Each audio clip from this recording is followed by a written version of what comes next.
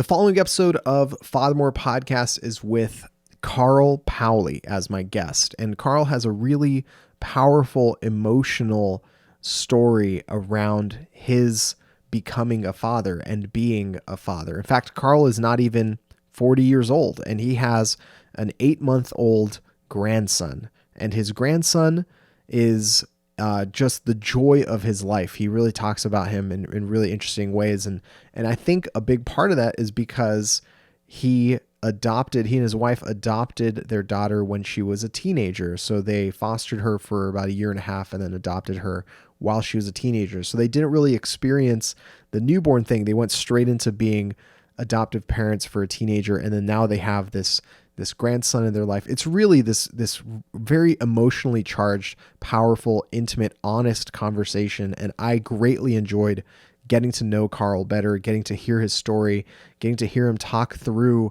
just the challenges and the chaos and the pain and rebuilding himself and his family around the structure that was just something that was foreign to him because they didn't have any kids. And now they have not just a daughter, but also a grandson. And it's really, really interesting to just see and hear him tell this story about, the past 7 or 8 years of their life and experiencing becoming parents to a teenager, and then years and years later, then becoming the experiencing having a newborn around and having a baby around. It really is powerful stuff. And I hope you guys enjoy the conversation because I know that I did. Take care. I think a good place to start is, how old are you, Carl? I'm 39, turning 40 in April. April what? April 13th. Hey man, I'm April 14th. What's up? Almost tax day. Bam. That's right. I always tell people, it used to be fun. Yeah. a couple auspicious dates. It's like April 14th is the day before tax day. It's the day Lincoln was shot. It's the day the Titanic sank. Whoa. Lots of really interesting things going on my birthday. Our birthdays have some auspicious events surrounding them. Wow. I was the eve of all those things. So right before. Yeah. Interesting.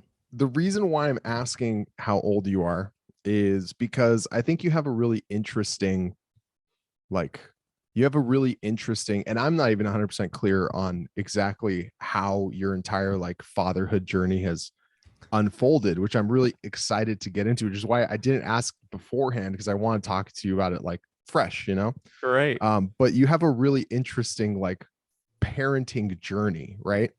And I guess to start with the most recent thing is you have a grandson. You have a 9-month-old grandson. Just turned 8 months. Yeah. So that's a young, beautiful, healthy baby. You post all these wonderful photos with them on Instagram. You guys look like you're having a great time. Mm-hmm. I guess explain a little bit, right? Give me a little bit of background here. How are you at 39, the grandfather for an 8-month-old? Yeah, I don't know. How did this happen? Yeah, I was actually telling my mom the other day. I was like, "How did I get here? This is crazy."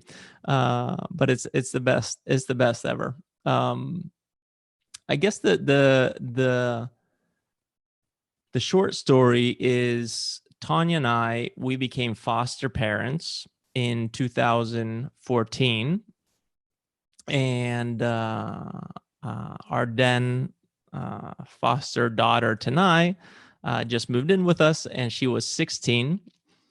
And a year and a half later, we officially adopted her, officially becoming our daughter.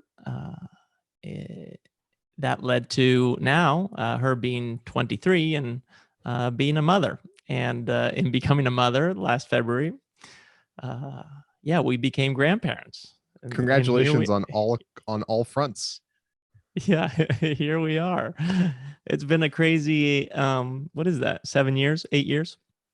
That's wild. That's really amazing. There's a lot there. I think there's a lot there that I've gotten a chance to talk to a lot of dads so far. I love it. It's been awesome. And each one has had a very unique and different sort of way that they became a dad, and the sort of different types of experiences they've had. And I think you're probably the most unique of them all, because you're the first one that has an adoptive daughter that entered your life as a teenager, and you're also the first one with a grandchild who's less than a year old. Mm-hmm. And I think those are all really interesting things. I'm curious, how did you and Tonya come out to, come around to becoming foster parents? Like, how did that even occur?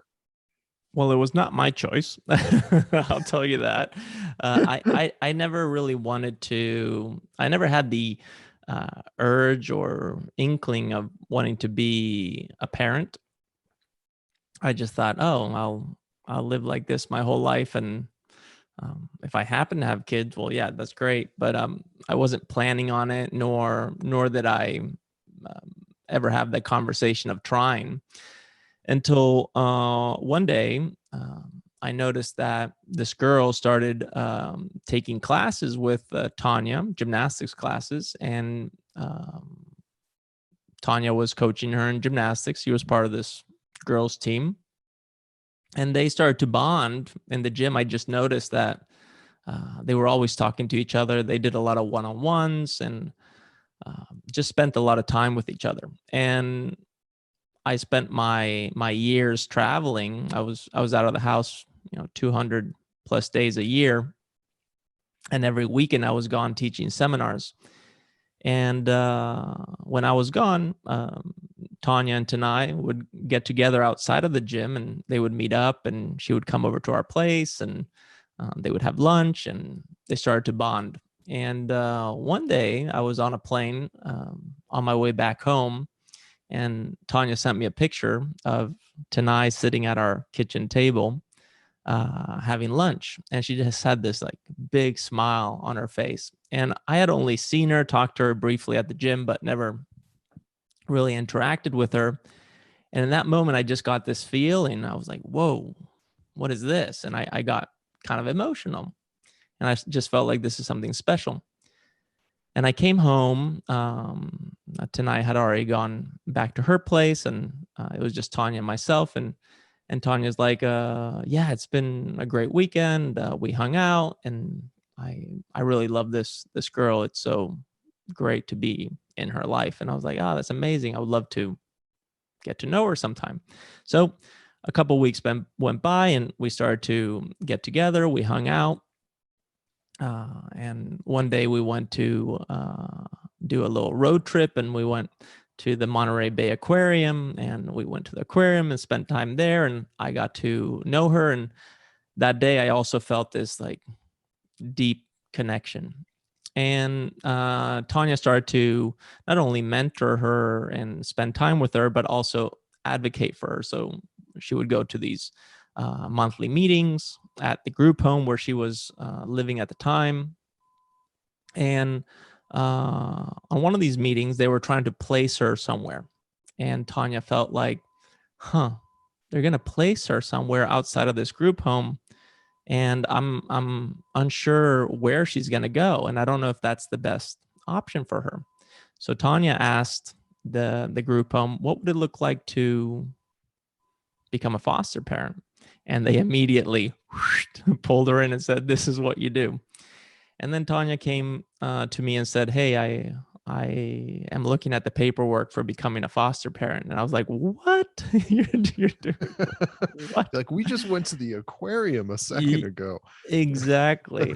And everything was just moving so fast in my life at the time that I was just allowing myself to go along for the ride. And before you know it, we were hanging out with her on her birthday, her 16th birthday, and we were supposed to catch a plane to go to Sweden.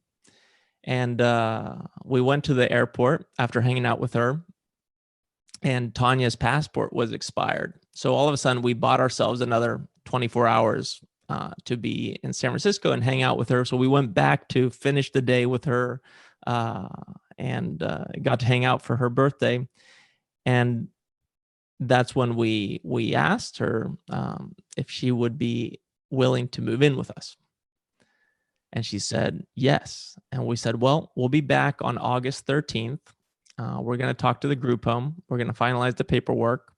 And if you're still keen to do this, we'll come and pick you up straight off the plane when we land. So on August 13th of 2014, we got off the plane at 1:30. At 2:30, we were at the group home.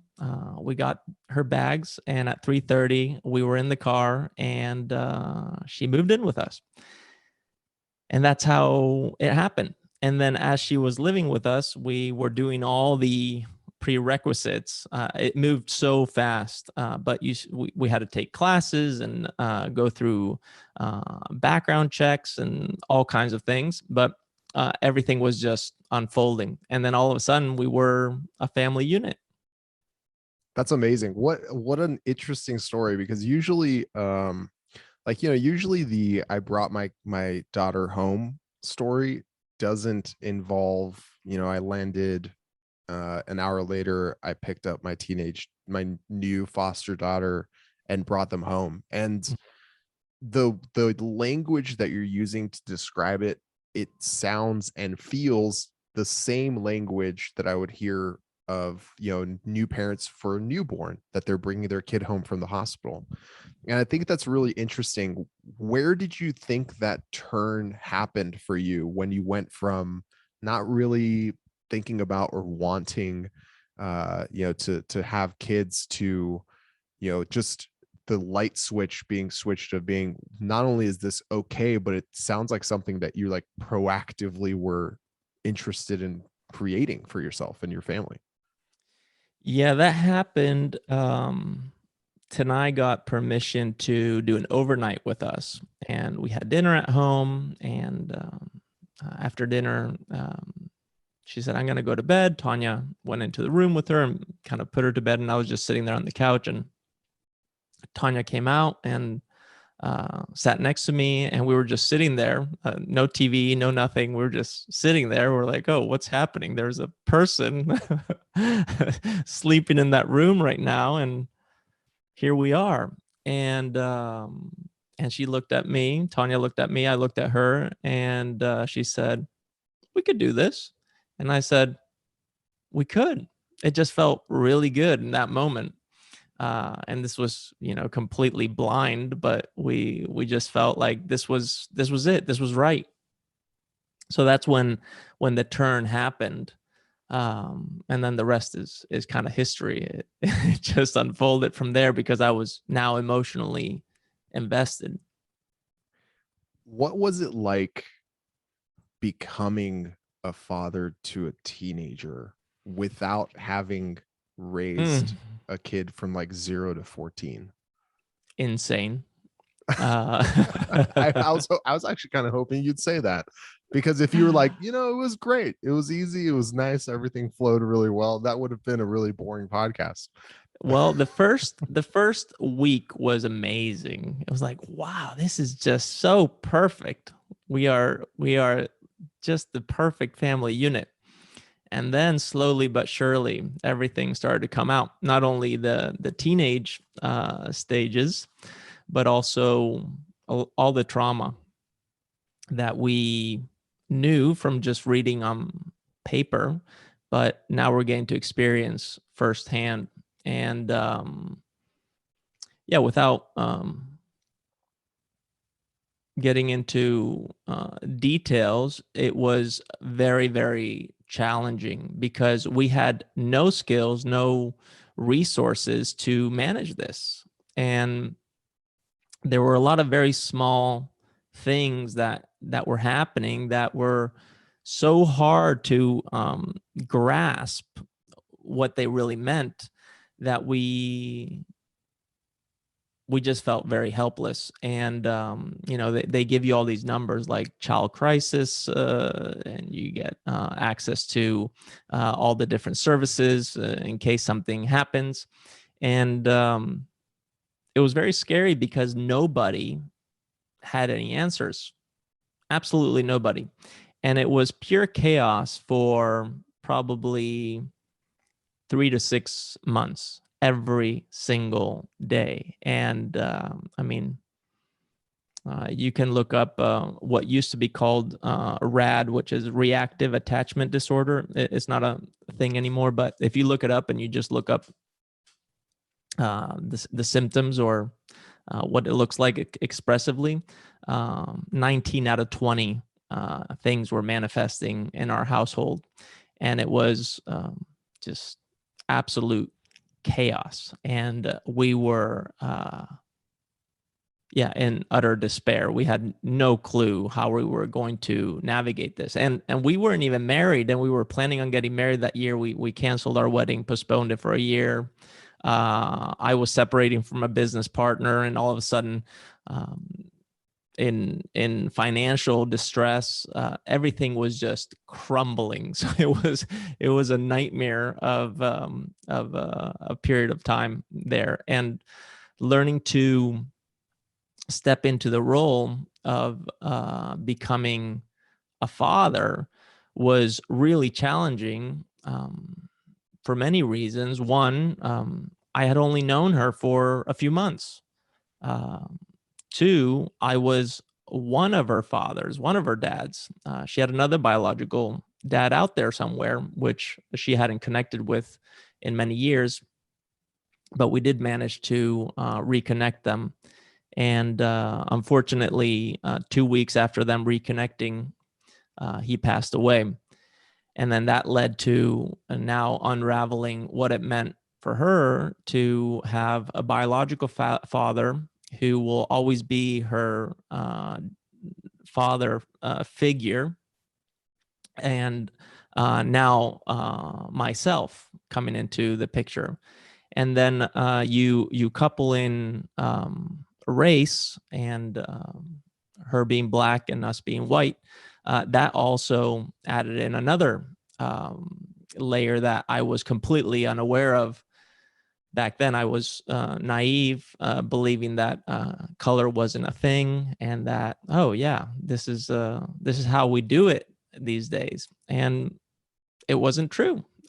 It's not how we do it these days. We are just learning what this even means.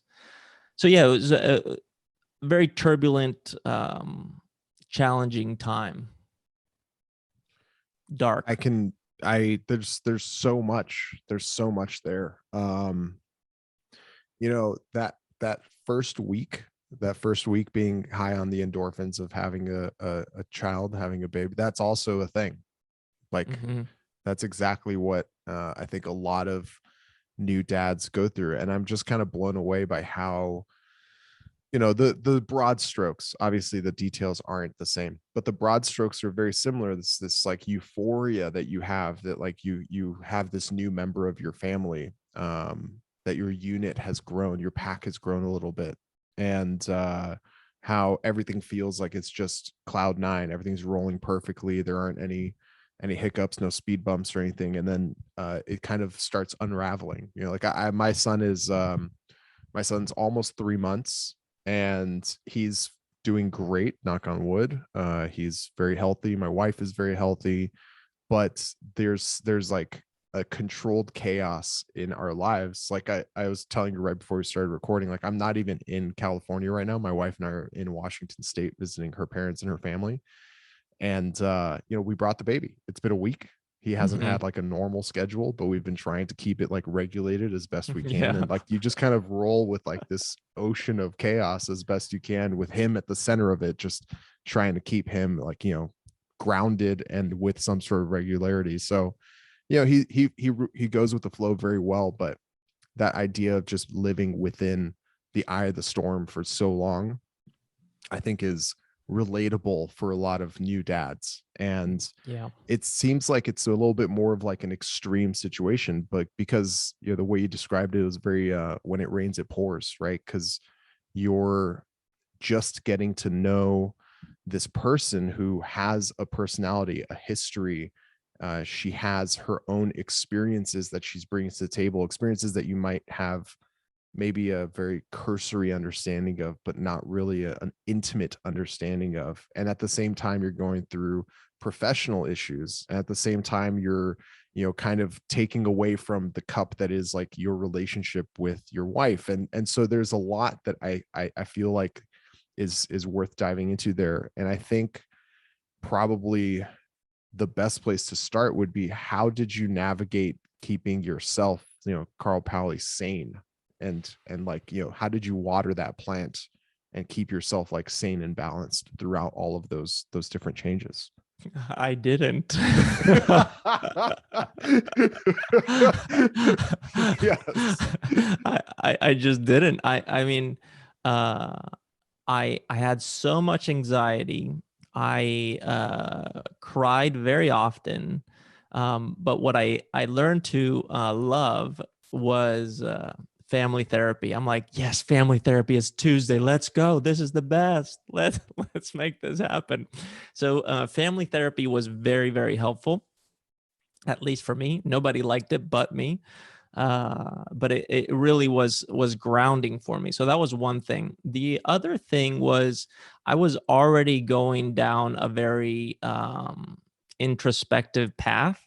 So the moments of silence that existed in between the noise were times where I had these big revelations of, oh, what does it mean to be a human walking on this planet? Who am I in relationship to this person?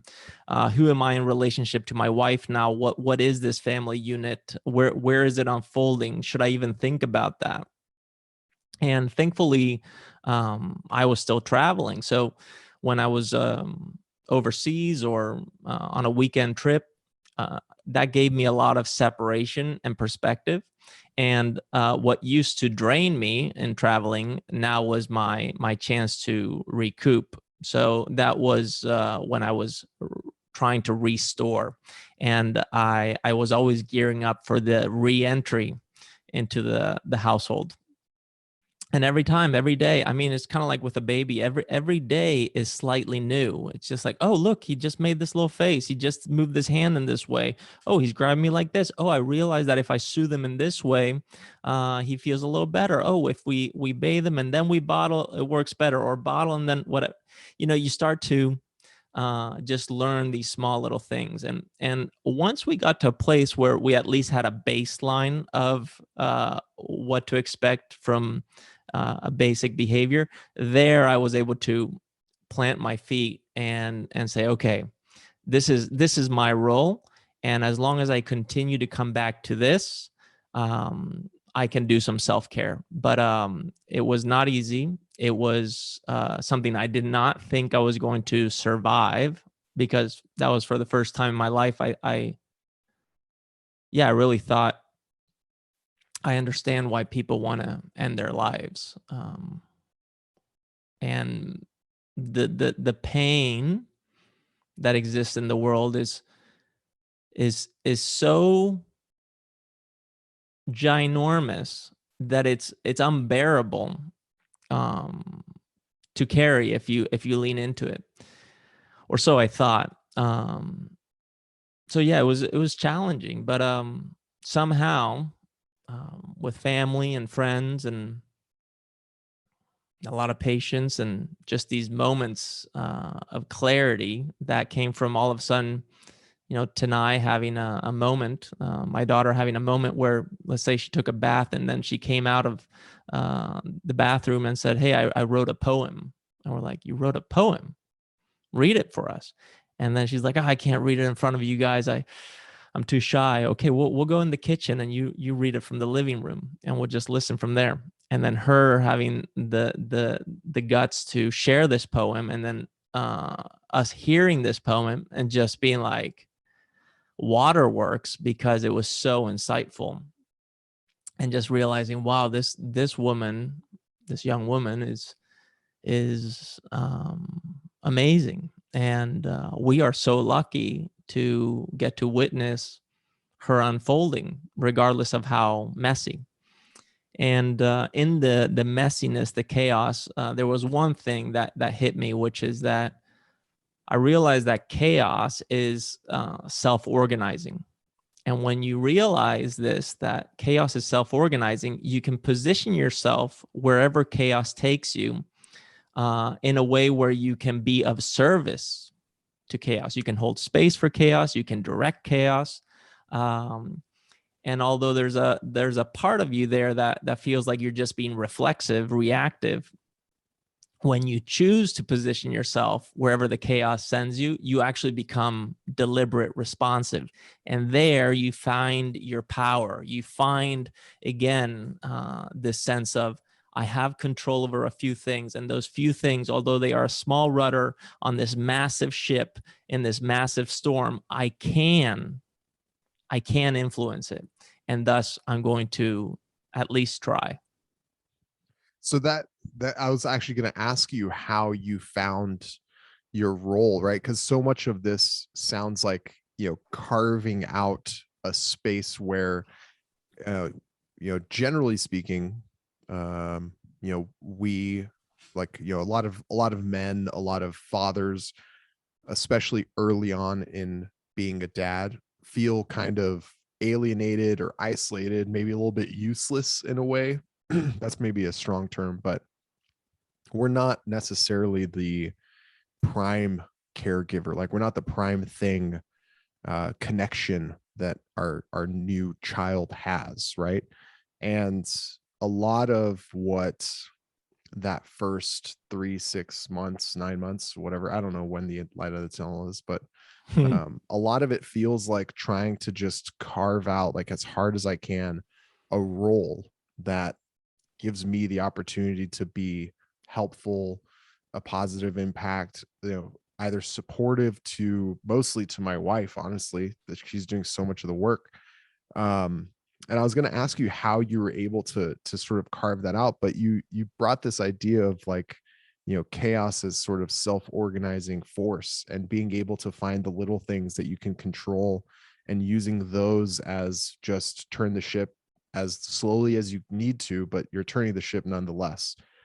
Have you found that this, like, this almost, like, it sounds like an epiphany, so I'm going to describe it as an epiphany, but this, like, epiphany about chaos since then has been able to sort of, like, help you? Or were you like, you know what, I have this ability now, but it needs this type of, like, extreme insanity around me for it to be really useful? Or are you able to actually apply that in your day-to-day life now?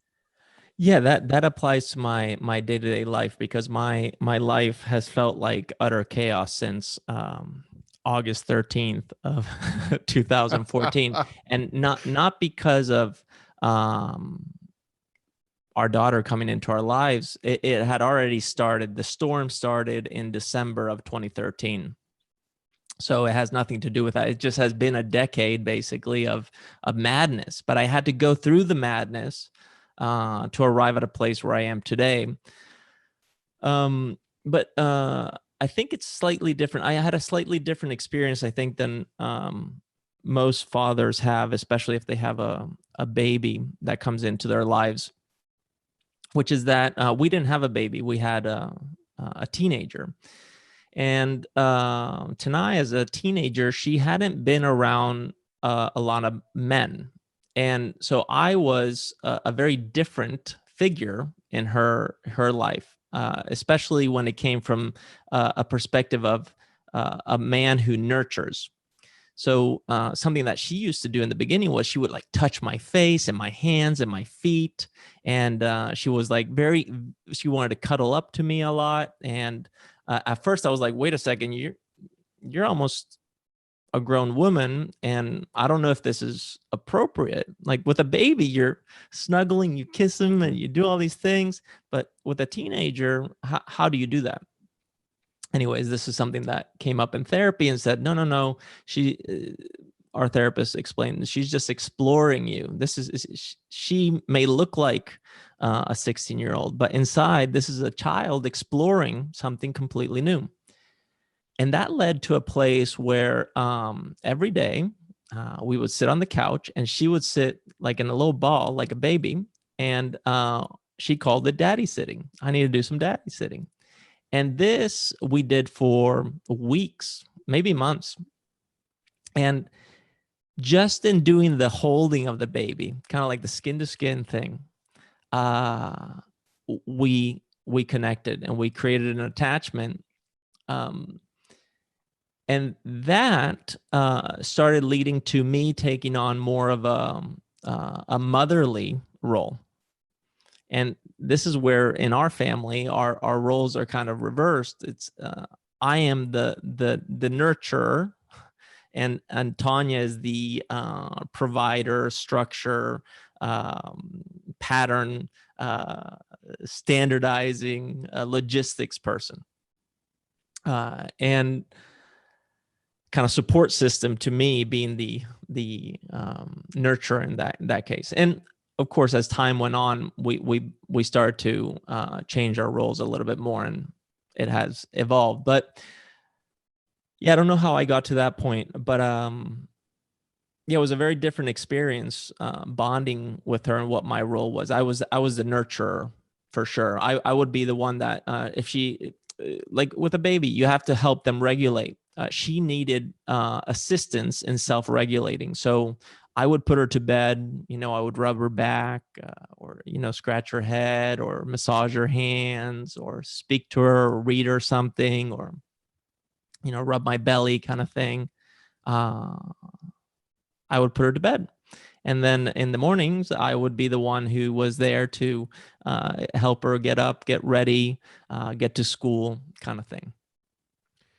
So It's yeah, just it's a very different experience, but at the same time, the same. it almost sounds like you had like an accelerated crash course of like the first like 5 years of a child's life of getting to know and sort of like connect with your new daughter. And a lot of what you're describing, it sounds like what the skin to skin thing, they really hammer that home at, Mm-hmm. with doctors, and we had midwives, we had a doula. They hammered it home, skin to skin. If the baby is stressing or if the baby's fussing, like your first option once you figure out if there isn't anything that's actually harming them is like go skin to skin. That's gonna calm them down really quickly. And so the first like couple weeks, 3 weeks maybe, anytime our son was having like a really hard time or really fussing or just not really feeling okay, we'd go into our bathroom, blast the shower so it gets a little bit like damp and humid and warm in there, and it has a little bit of ambient noise, and just skin to skin, like all three of us like crowded on the toilet seat, sitting with him cradled between us. And it really does help with that bonding. And this whole idea of like this accelerated path to fatherhood, it's almost like the intensity of the experience was crammed into a relatively short period of time because you had to get caught up to speed. Yeah, yeah, for sure. I mean, we did the whole thing, exactly what you do with a baby. And this is something that I've only been able to learn now, having a baby in my life. Uh, we did the same thing with a teenager. It's just that we did it. It maybe took 6 months. Within 6 months, we saw her emotional evolution occur. And it was the same care that you give a baby. We were just a little bit later in the picture, but she got it. And that connection, we've gone through so much that I'll have to write a book about this. And of course I need to get tonight's permission to be able to share these things, but we've gone through so much turmoil. And when I look back at what we've gone through, and being able to see that we're still connected, that we're still a family unit, it just tells me that that bond that occurs, that creates a family unit, that creates a mother-daughter, mother-son, father-son, father-daughter relationship, goes beyond biology. It goes beyond our genes. It's something that happens in a proximity with one another that is open to letting go of all expectations, all agendas, and just being. And this is something that became very clear for me, where one day Tanai said to me she wanted to have a mentor, and I was like, mentor? You don't need a mentor. I'm your mentor, right? It's like, what are you talking about? Because I felt like, hey, that's my job. I'm the one that fixes things, you know? And then I realized she doesn't want me to fix nothing for her. She just wants me to be there for her, to simply be a figure that she can come to, or she can lean on, and that's it. That's all I had to do. And arriving at that place required me to remove all my little stories and my ego and my made up needs for her to be or do something in a certain way. And that's very powerful. And that, I think that's the essence or the foundation of family. What was the moment, if there was one, that you realized like, oh, like I actually feel like a dad? Like this is my dad moment. Mm-hmm.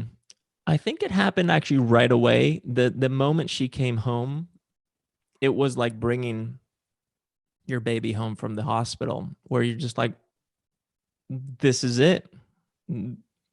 I'm your dad. And that was it. But it started becoming very real. It probably happened 2.5 weeks later. A lot of emotions started to come out, and we were actually visiting our in-laws, and she was sleeping upstairs in Tonya's old bedroom, childhood bedroom, and we were downstairs in the guest bedroom. And she came down just like a kid. Hey, I can't sleep, and laid in our bed. And then we thought, well, we have to get you back to your bed, back to your crib, kind of thing.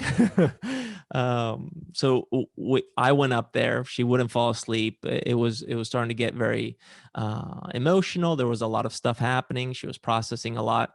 And then Tonya came up, and then in the midst of processing a lot of stories, a lot of stuff that had happened in the past, she said, "Can I ask you guys a question?" And we said, "Sure." And she said, "Can I call you guys mom and dad?" I was like, "Yeah, of course." And in that moment, it was like sealing the deal. That's the day we kind of signed the papers. So yeah, I felt like a dad from day one, but that day was the day that she made it official. And yeah, very powerful, very just life changing, where you realize, okay, I'm this figure in this person's life now for forever. And what a gift. Yeah, what a gift indeed. That is just because there isn't a moment like that. I think, as kids grow up, you kind of just teach them what it is they call you. Mm-hmm. Like I call my son Papa all the time, just like I just call him Papa. Mm-hmm. And I don't know where that came from. My dad did that with me. My brothers do that with their kids. Um, and yeah, We do it with our so grandson. We call him Papa too. Hey, yeah, Papa. hey Papa. Yeah, it's just like it's part of the thing, right? And Mm-hmm. you kind of teach them. They kind of grow up into understanding those roles. So this scenario that requires like every party in it to very, very quickly adapt and open up to what this new situation means and feels like. What was it like on your wife, right? What was it like on your wife and your relationship through that time? Absolutely awful. It I can was, imagine. Yeah. yeah, this was the biggest wedge ever. And I mean, like, even crossing my arms here, kind of like freaking out, just remembering this. But you know, Tanai needed a lot of a lot of my attention, and she felt very safe. Like she wanted to hold my hand, she wanted to hug me, she wanted to cuddle, she wanted to be in between us in the bed. She would even joke, say "baby in the middle," "baby in the middle," and we're like, "Oh, baby in the middle is pretty big right now." That's the day we also decided to get a king bed instead of a queen bed. It's like usually baby in the middle doesn't say, I'm going to be baby in the middle. Right. And she would even make this like voice where she would be like, "baby in the middle." You're like, oh my God. She's hilarious, by the way. So there was a lot of funny moments within the chaos, and still we have a lot of funny moments now. But yeah, it was a big wedge in our relationship. And actually it got to the point where I felt like I didn't even know my wife, and I had no clue how to connect with her. And we were definitely not intimate for a long, long time. Probably, yeah, close to a year. So yeah, we became two completely separate individuals until we started to experience a lot of hardship coming through tonight, and a few things happened that I just wish I could talk about them, because it would paint a very clear picture. But something that you wouldn't wish upon anybody, okay, uh, happened to her.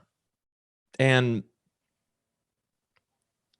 when this was happening, we were so thick in that fire that all of a sudden we were able to turn towards each other, and we realized, wait a second, we have to be a team.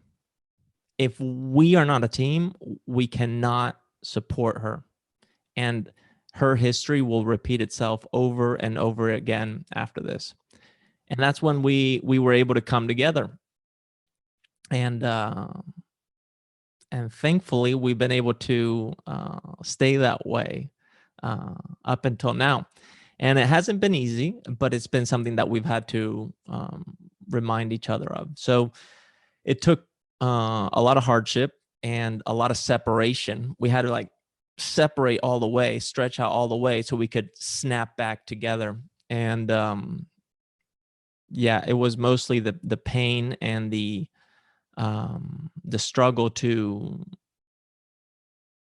protect our daughter in that moment that led us to, yeah, coming back together and kind of like saying, you and I, we're the team, we're the foundation.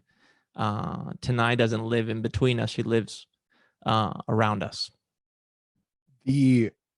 the the mending of your relationship, right? Coming back together, almost like being stronger than you were before. That's I've learned a lot about my wife. I've learned a lot about our interaction, how to help her, how to support her, how to be supported by her through almost like the trial by fire that is, having a child.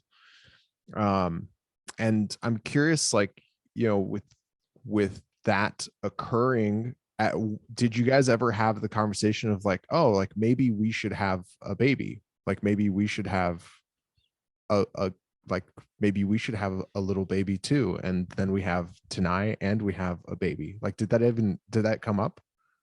Tanai wanted us to have a baby.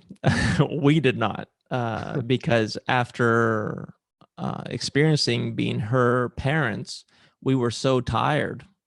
We were so exhausted. We had nothing left in the tank, that was the last thing we were thinking about. Plus, I also mentioned that we were not intimate for a very long time.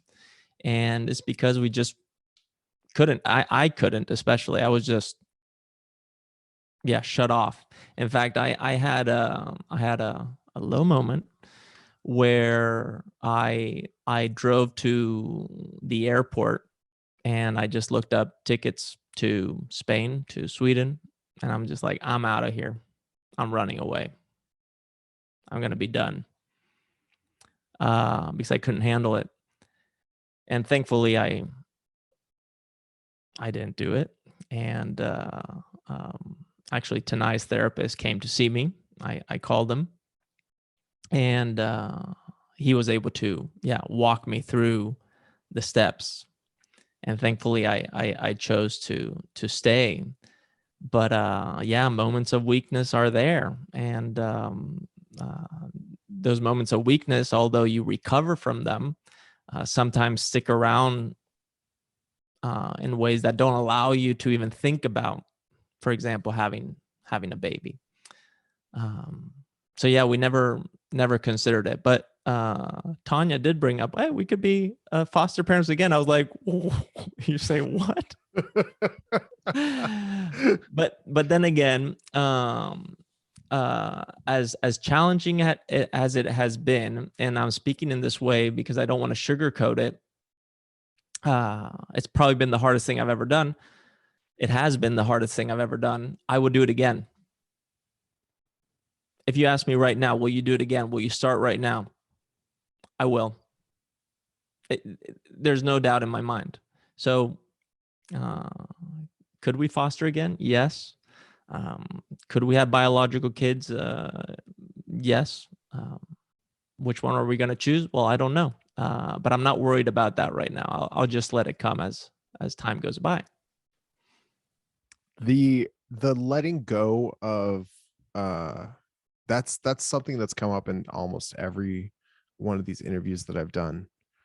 Just the pain and the difficulty and the challenge of letting go of some of these outcomes, because I feel like so many of us like to have control over the process and the end result, and we want it to be a certain way, and because we've built our entire lives around being able to say, I will do this, which will lead to this, which will go here.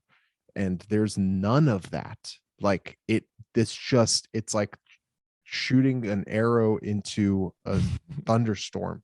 There's nothing that you can do to tell you where it's going to go and what's going to happen. It's just as likely to turn around and hit you in the face as it is to keep going anywhere.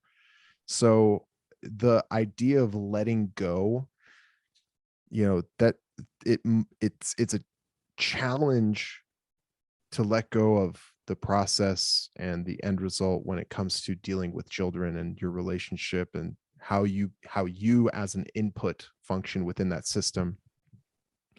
It must be equally challenging to let go of like the self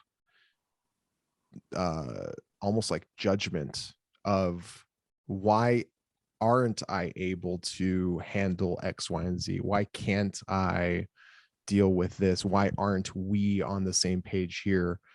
And you're not the first person to bring up therapy as a way of dealing with some of that and as a way of kind of addressing some of that. And I wonder, did you have, you sound like you're really, really gung-ho about doing therapy. Did you have like roadblocks to get over, or did you just like immediately were like, this is going to be a lifeline, like we're going to hold on to this, and at least for me this is going to work really, really well? Well, a little bit of both.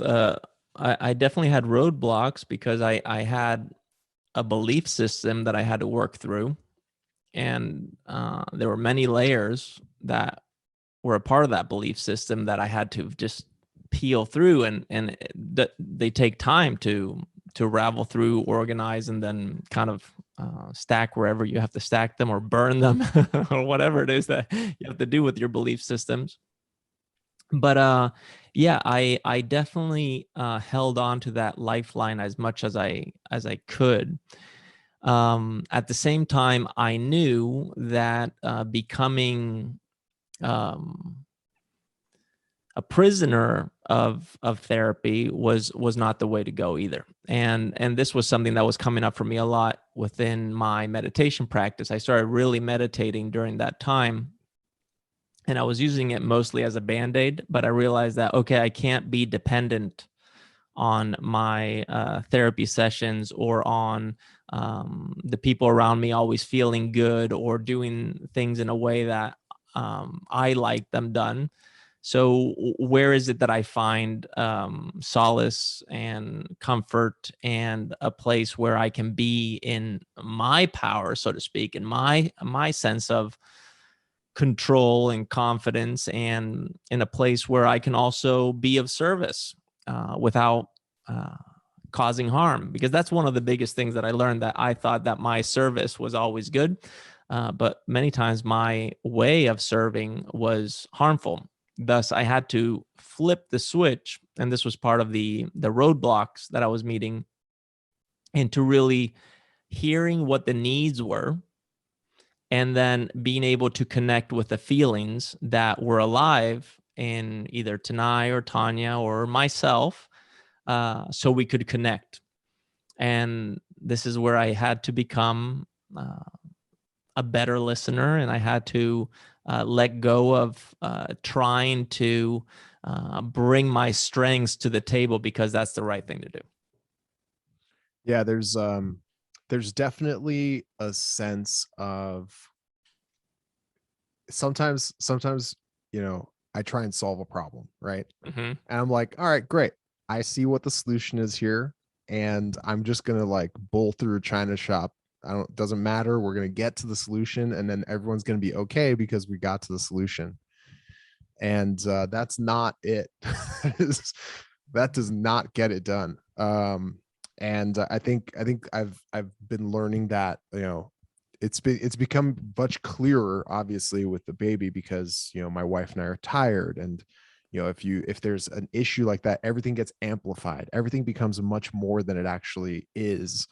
And so I remember I I was holding my son. He was like maybe 2 weeks old, 3 weeks old, and he was kind of crying a little bit. Not like, it wasn't a serious cry. He was just kind of like fussing and letting out. And I was like crying back at him, not like mocking him, but kind of crying back at him. So I was kind of like, meh, like back at him, right? And now at like 3 months, that's kind of funny. Like he has this one little cry that I think is really cute and very funny. It doesn't hurt because he's not in desperate need of anything, but he does this little like lip pucker, and he just goes, meh. And it's just the funniest, cutest thing that a little infant has ever done. And at that point, I thought it was funny at like 2 weeks, but my wife did not think it was funny. And it turned into a thing because my way of sort of dealing with this new responsibility was to kind of, just make light of it a little bit. So I was trying to find the humor in that. And she was like, "You're mocking my baby, and no one mocks my baby." I was like, I'm not making fun of him. Like, this isn't what this, so that's just one. Yeah. When you're tired, everything. Funny that you say that. Actually, we had the same thing with our grandson, but in reverse. Tonya was mocking him, and I was like, no, do not mess with my baby. So, yeah, it is. but it yeah, really is. It's wild. Yeah, it is wild. But yeah, when you are tired, when you haven't slept, and you are confused, and you feel like, oh, wait, I have no time to think, no time to do anything but to focus on this little thing, this little baby that requires all of my attention right now, which, by the way, after 3 months, it gets harder. I can't wait. I'm so unprepared, but I can't wait. Yeah, everything becomes 10x in magnitude. That's for sure. So let's talk about your grandson, right? Because you kind of are doing this. You're doing this whole journey a little bit backwards, man. You had a teenager for like 4 or 5 years. No, so it's 2014. So you had a teenager for 7 years, 6 years, and then now you have a newborn. Yeah. So you basically have skipped like, toddler to preteen in the middle there, which I'm sure you're going to experience no problem here. Time does travel in one direction quite quickly sometimes. So what's it been like being a granddad? What do you want to be called, by the way? I think this is a really important question. What do you like being called? Do you want to be grandpa, granddad? Well, I call myself morfar, which is mother's father in Swedish, and Okay. that's how you say grandpa on your from your father's side. Yeah, I love it. In Armenia, there's similar things where aunts and uncles have different titles based off of which side of the family they're from. So yeah, Yeah. that totally makes sense. Yeah. So I'm mother's father to him, his mother's father. That's so Murfar. And I tell him every day, Mufa, Mufa, Mufa. I'm Mufa. Mufasa. I'm Mufasa. Yeah, it's been amazing. The day he was born, which was at 11:59 p.m. on February 9th, I got a FaceTime call right away. Tonya was in the delivery room with Tanai, and I saw his face, and I was just in awe. I just fell in love immediately. And then he got out of the hospital 2 days later, and I held him. He was just like a little peanut. There's actually a picture of me holding him on Instagram in my car. I was like, oh my goodness, what is this? It was amazing because when I looked at him, I saw Tanai's eyes, I saw Tanai's mouth, and I was like, whoa, this is Tanai as a baby. And here I am holding her and him at the same time. Absolutely incredible.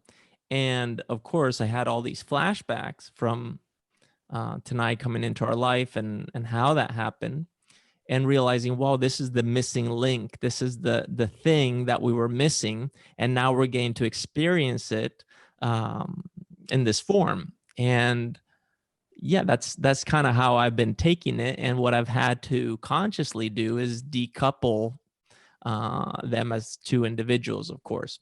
But it's inevitable to experience our daughter through him, and that's been the best part. And then our family dynamics is complicated, but he spends a lot of time with us. She's 23. She's out doing everything she can to be the best mother that she can. And at the age of 23, well, you have a lot of things that you're working on. So we spend a lot of time with him, and he spends nights with us very often. So we've experienced the whole gamut of what it's like to have a baby around. And the first time he actually spent time with us, I remember kind of holding him or having him for the first time for an extended period of time. And I remember within 5 minutes, I was like, wait, is this normal? So I went in to tell Tonya, I was like, is this normal? And she was finally sleeping. And she's like, get the hell out of here. Figure it out. Like you do the thing. And I was like, oh, I think he has hiccups. I don't know how to do it. I don't know how to, nothing. Right. But slowly we've evolved, and I even had him on my own, just me with the baby for 11 days once. And that was 11 days. Yeah, he was 5 months old. I thought you were going to say like 11 hours. I was going to be like, man, no like nicely done. 11 days. That's wild. That's almost 2 weeks, Carl. Mm-hmm. Yeah, that was crazy. I was like, this is the hardest thing I've ever done. I think I lost like 8 pounds. I didn't eat, I didn't sleep. It was just pure like racing to figure this out, but managed to get through it. And yeah, I have an amazing bond with him, and we are best buds. And we have a lot of fun, and we have our little things that we do together. And he wakes up in the morning, and he's just like big smile. He's very much like his mother, and he talks a lot. He has a lot to say. We have full-on conversations, philosophical ones, about the status of the world and all kinds of things. So he's just amazing. And every day he's just changing. I mean, eating new foods, tasting new things, seeing new things, interacting with he loves our dog Callie. He thinks it's hilarious. So he sees the dog and he cracks up. And then he sees, I put Elmo on for him on YouTube sometimes, which I need to be careful with, because we're starting to get kind of addicted to the YouTube thing. Yeah. He's like 8 months old, already has his iPad. I'm like, oh no. Everything I said I wasn't going to do, here I am doing it.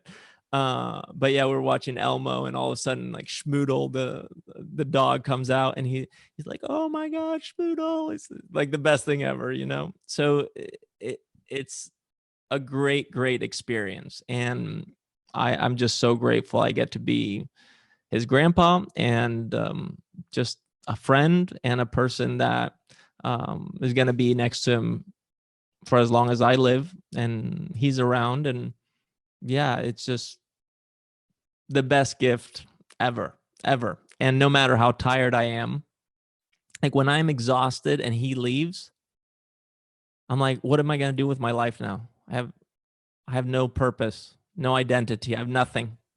And I have to like refine myself every time. But the respite is, I think, is a gift. That's really beautiful, Carl. I have one last thing I wanted to touch on, because you had mentioned this, and I think it's an interesting and a really important topic to talk about, which is the fact that, you know, your daughter Tanai is black, your grandson is black, Mm-hmm. you and Tonya are not black, you guys are white, and you know, we live in a, I don't know, we live in a time and a place where there's a lot around that, you know, those things, there's a lot that comes with that, and I'm curious what that experience was like for you guys to sort of come face to face almost with, you know, Tanai's experiences, her life, you know, her, you know, worldview and your worldview kind of clashing, and what the process was for, you know, sort of wrapping your brain around that. Yeah. Um, Holy moly. Very challenging. Uh, a lot of introspection that has been extremely painful, and painful because you have to assume new levels of responsibility, and what you thought was isn't, and you start to really learn about what is now kind of spoken of as white privilege, and realizing that this is real, it's a thing, and that no matter how much one says, oh, I'm not racist, or I don't see color, it's it's not about what you think, it's about what your subconscious holds. And this is not something that happens overnight, and as we've heard many times, it's systematic, it's systemic, sorry, and it's cultural. And it's inevitable to miss a few things when you are a white male, especially. And I'm so grateful I got to see this, experience this up close, and especially through Tanai, because Tanai had the ability to, in her own way of being gentle, but gently guiding me where I needed to go in order to take the responsibility that I needed to take as a white parent to a black kid, without feeling shame, but rather feeling empowered.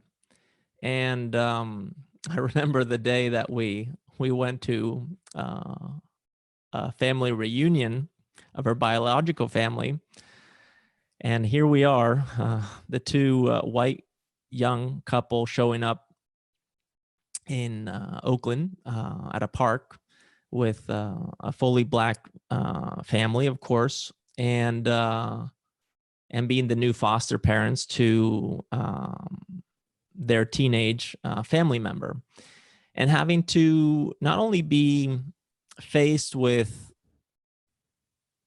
being the new caregivers of this child, but also having that cultural clash where, you know, they're thinking something of you and you are thinking something of them.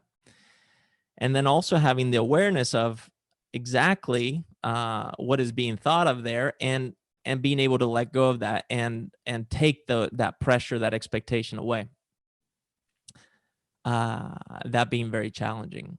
But thankfully, we were able to work through it. It hasn't been easy, but it's in the works every day. And there have been a few occasions where I know I've broken through certain walls and barriers finally, where I've finally been able to, through my taking of responsibility of who I am in this situation, and them seeing consistency over the last 8 years and being like, can I swear here? Yeah, of course. Them seeing me and being like, you crazy motherfucker, you're still around. We can't fucking believe this shit. This is insane. I'm like, yes, I did it. Something, and being kind of welcomed a little bit more. And now with the birth of our grandson,